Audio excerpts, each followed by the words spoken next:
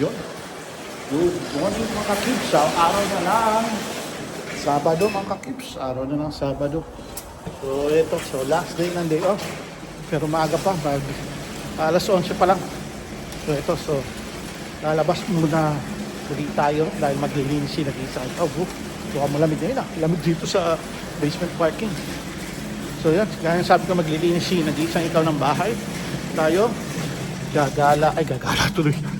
Naghanap muna tayo ng pera sa kalsada. So ito, magpa-part-time tayo sa DoorDash. So may nakuha na tayong order. So dalawang delivery, grocery delivery order. Walmart. So for $30. So tara, puntahan na kagad natin to. Baka mawala pa tong order na to. Ang lamig. So andito tayo ngayon sa Walmart parking. My God, ang lamig. Malamig ngayon, sobra. Minus ano ba ngayon? Sakit sa kamay. Kasi kagabi pa lang, maano na kagabi. Dito, mahangin kagabi. Kagabi pa lang, dumadagundong doon sa 11th floor sa amin.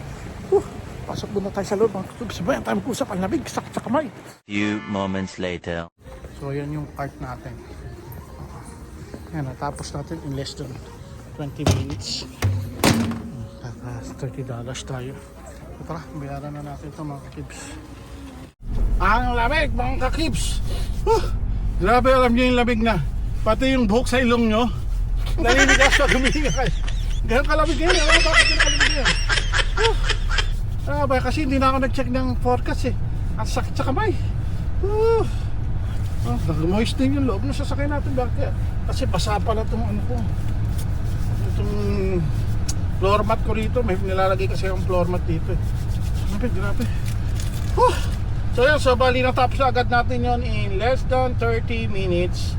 So sakto, may di-deliver natin ito. Malapit lang naman, proceed to delivery tayo. Lee Center, sabi nga, lapit lang sa part 905. Na naman nilagay na only bus code, sabihin natin.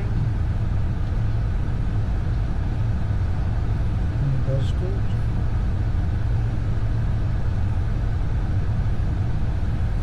So yan, so i-deliver natin yung malaking delivery doon to, so malapit lang. Pero buti na lang may card tayo. So hindi tayo mahirapan kung i-akit naman natin to. Yung natin, nga, sa taas nga. So tara, so punta naman tayo kay customer. Few moments later. Lamig talaga mga kakib. So ito, so na-deliver na natin yung unang drop-off. So sa pangalawang drop-off naman tayo. So makaka $30 na agad tayo sa ating unang order in less than an hour. So 7 minutes drive mga ka-cubes. So tara, samahan nyo ako. So maaga tayo makaka $50 ngayon. Hopefully para makapag-relax-relax na tayo dahil may pasok na rin tayo bukas. So ang ating target naman is alam niyo naman, kung matagal na kayo nanonood sa YouTube ko tsaka dito is $50 a day lang naman ang inaano natin talaga. Ang konsuelo na lang kapag lumampas tayo doon. Pero syempre pag meron tayo talagang gustong bilhin, gaya ng sinasabi ko, meron tayong binabalak, talagang dumaratat tayo minsan. Pero sa ngayon ito, so tingnan muna tayo dahil sa susunod naman na linggo 3 days lang ang pasok natin mga ka-cubes. Tapos long weekend pa. So bali magiging 5 araw ang off natin. Sarap nun, doon tayo babakbak tayo ng marami doon. So para makarami tayo dahil meron tayong pinaghahandaan mga ka-tips. Saka kung meron mang emergency gastos, meron tayong bala. So yan, so ito, so punta naman tayo kay customer. So yan, so andito tayo sa kay customer. So yan, so samahan nyo ulit ako. Deliver muna natin ito mga ka-tips. Para magandang siguro.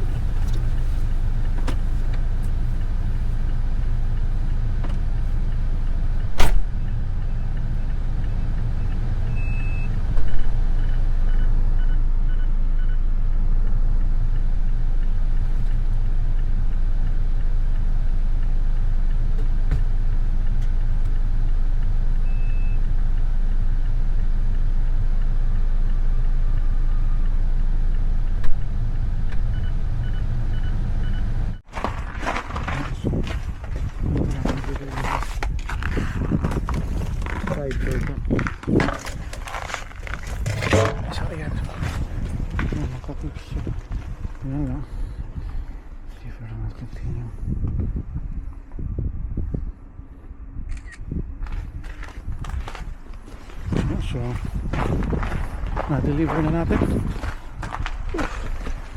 Yan, so, ang dami pang, ano, ang dami pa rin ito. Picture na ngayon, mga kips. Diba? So, tara. Tara tayo sa lugar natin.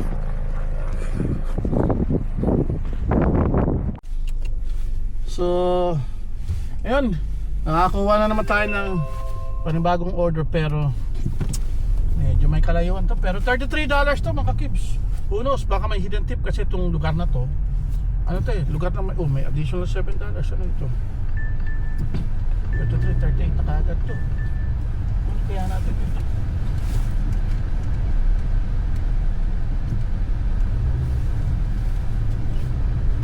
One hour later. Oh, so yun. Yun mga kips, so 5:30 na. So natapos na yung ating shift. So bali 5:30 shift meron tayo pero ayan, binakabubukas ko lang. So parang gusto ko na umuwi. 5:30 na, pahinga na tayo siguro, may pasok pa tayo bukas. Bawi na lang tayo dito sa susunod na day off natin, 4 days. Hindi, bali 5 days pala kasi long weekend tayo. So 5 days yung magiging bakasyon natin, Rapid Express. Hindi pumapasok ngayon, pero ayoko yun. Pero na lang kung magiging $30 ulit yan. So ang total natin ngayon mga kids, so pakuya-kuya-kuy natin. So bali ngayon lang tayo tagal lumabas. Kahapon di rin naman tayo lumabas. 2 delivery lang ata ginawa natin. Naka $170 din tayo kahit pa paano maka-cube sa ano natin. So yun, so ito ano ba ito ang gagawin natin? Uwi na ba tayo? Tabay pa tayo nga alas 6. Pero sa tingin ko uwi na tayo 5:30 na. So pahinga na tayo. So